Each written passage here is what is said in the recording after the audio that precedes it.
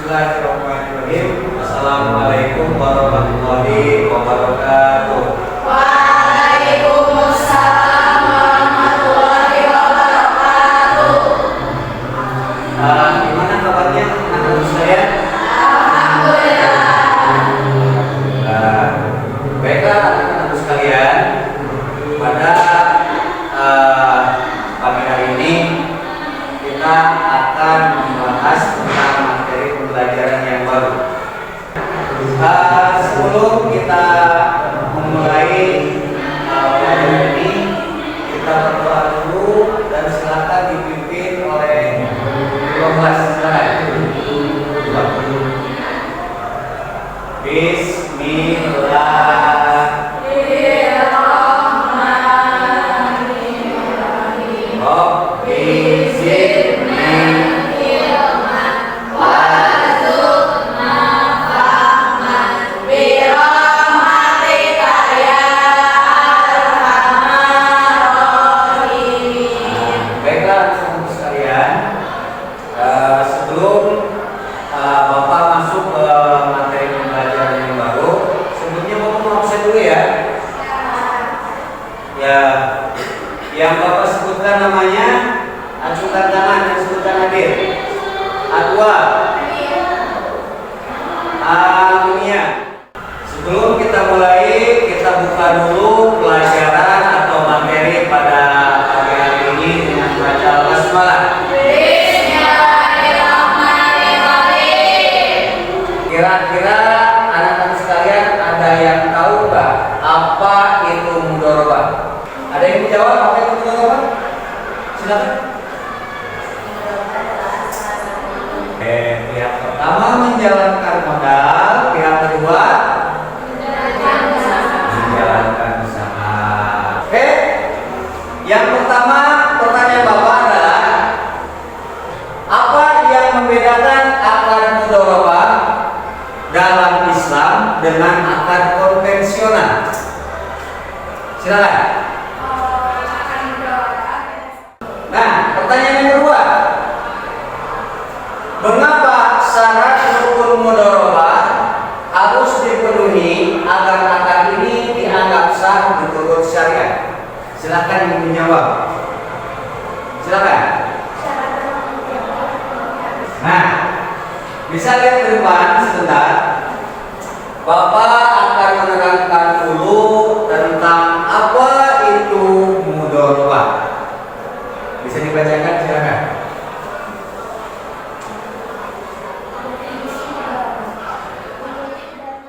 Sesuai disepakati dalam akad. Nah, dari sini kita bisa memahami bahwasannya dalam mudharabah itu adalah apa?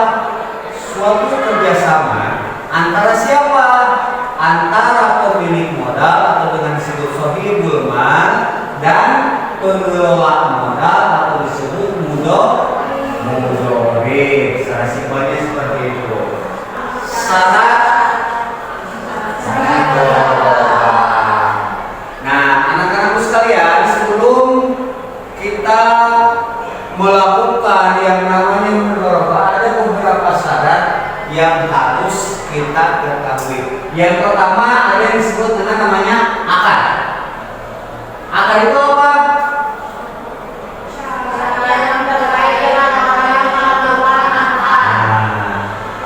Kalau anak-anak saya pernah melihat akad nikah ya? Pernah kan? Nah, sama di sini juga adanya suatu ikatan kerjasama itu dilalui dengan adanya sebuah akad. Selanjutnya syarat mudharabah itu adanya modal. Apa itu modal? Nah, modal ini ada beberapa hal yang harus kita ketahui nih. Yang pertama adalah modal harus diketahui secara pasti termasuk jenis mata uangnya. Artinya anak-anakku sekalian, ketika akan melakukan transaksi ini harus jelas modalnya dari apa dan menggunakan mata uang apa. Yang kedua harus dalam bentuk tunai. Kemudian besarnya ditentukan secara jelas di awal akad. Misalkan begini, Bapak investor, anak-anakku sekalian sebagai pengelola. Bapak ini punya uang 100 juta, mau berinvestasi di usaha anak sekalian, misalkan punya usaha kopi industri mengolah makanan ringan. Nah ini harus jelas dulu nih. Artinya apa? Besarnya itu kan di awal. Jadi harus jelas Bapak mau investasikan berapa yang akan dikelola oleh anak sekalian. Nah, syarat mudharabah adalah apa? Adanya keuntungan. Buat apa kita usaha kalau tidak ada keuntungan, betul? Oke, berarti yang namanya usaha itu harus ada untung. Lanjut, yaitu ada kegiatan usahanya. Yang poin D. Tadi gua sampaikan, ini usahanya mau apa kita? Ini usahanya macam-macam nanti. Ada pengembang lagi. Bisa berniaga, bisa bercocok tanam atau bertani dan lain sebagainya. Yang jelas harus ada keuntungan. Nah, selanjutnya ini adalah hukumnya nih, harus dipahami ya, agar nanti usaha kita lancar, agar usaha kita berkah, kita harus tahu hukumnya. Nah, anak-anak kalian bisa membaca ini hukumnya apa? Bisa kan? Nah, selanjutnya ada tugas dari Bapak, anak-anak sekalian, bikin 2 kelompok, kasih ya 10, 5, 5 ya. Oke. Kelompok yang pertama namanya Sohibul Mal atau kelompok invest. Yang kedua ini kelompok mudorib atau pengelola. Nah, tugasnya silakan anak-anakku bahas. Pernahkah anak-anakku sekalian meminjam uang untuk membuka usaha? Silakan musyawarahkan dengan teman-temannya. Silakan musyawarahkan. Nah, nanti setelah bermusyawarah, nanti Bapak minta untuk mempresentasikan dari hasil diskusinya.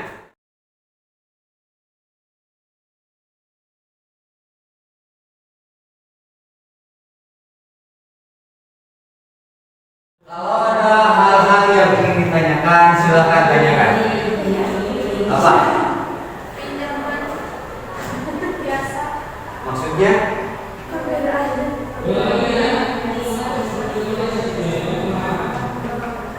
Kan kalau biasa kan tadi jelas ya, kita diminta bunga di awal.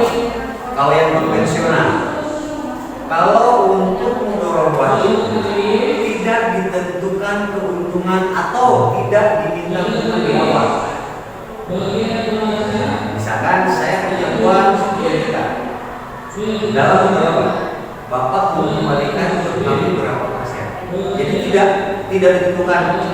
Saya kasih pinjam 10 juta, Bapak harus mengembalikan ke saya dengan keuntungannya 10%. Tidak seperti itu dalam mudharabah. Tapi kesanggupan dari pihak peminjam untuk mengembalikannya berapa. Jadi kayak gitu. Itu bedanya. Kalau konvensional itu kan di awal bunganya.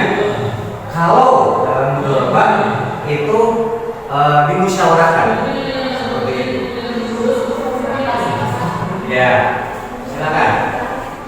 Ada yang ingin ditanyakan? Ada sesuatu yang sulit? Apa?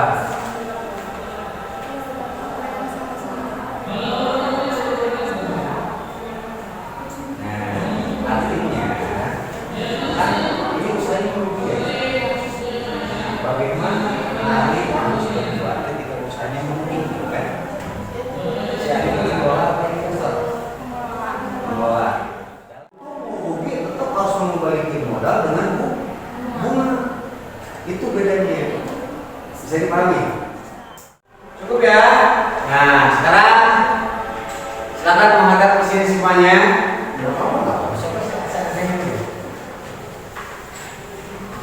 Silakan menghadap ke depan dan dari kelompok Sohibul Mal. Silakan siapa yang akan mempresentasikan? Boleh so. Nanti kalau kita setuju kelompok mudharib bisa mempertanyakannya ya. Oke. Silakan, apa yang akan dipresentasikan? Dari masalah apa yang membedakan peminjaman? Nah, berdiri dulu, coba berdiri. Silakan, maju ke sini. Silakan.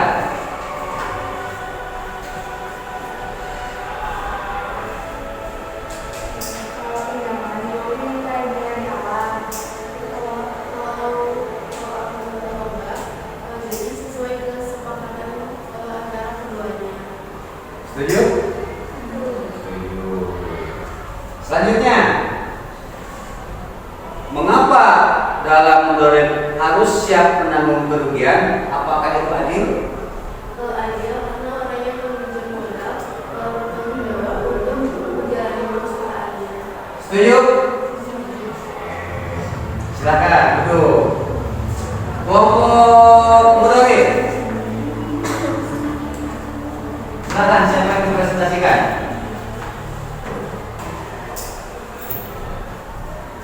Dari yang pertama.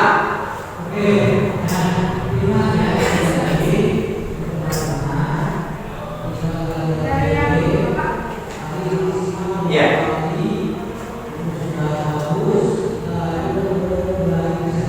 Pernahkah kalian meminjamkan uang kepada teman dengan perusahaan kecil? Bagaimana jika kalian ingin mendapatkan bagian dari keuntungan tersebut dengan kesepakatan di awal dengan sempurna? Apa yang membuat pinjaman biasa dengan pinjaman biasa biasanya ada bunga di awal yang sudah ditentukan oleh sahibul rumah. Sedangkan dalam mudorobah bunga yang dapat dimusyawarahkan. Ada perdebatan dari kelompok sahibul mal? Apakah sepakat? Masih, silakan kembali. Nah, anak-anak sekalian, itu tadi untuk masalah mudorobah dan sekelumit tentang problematika yang ada dalam mudorobah.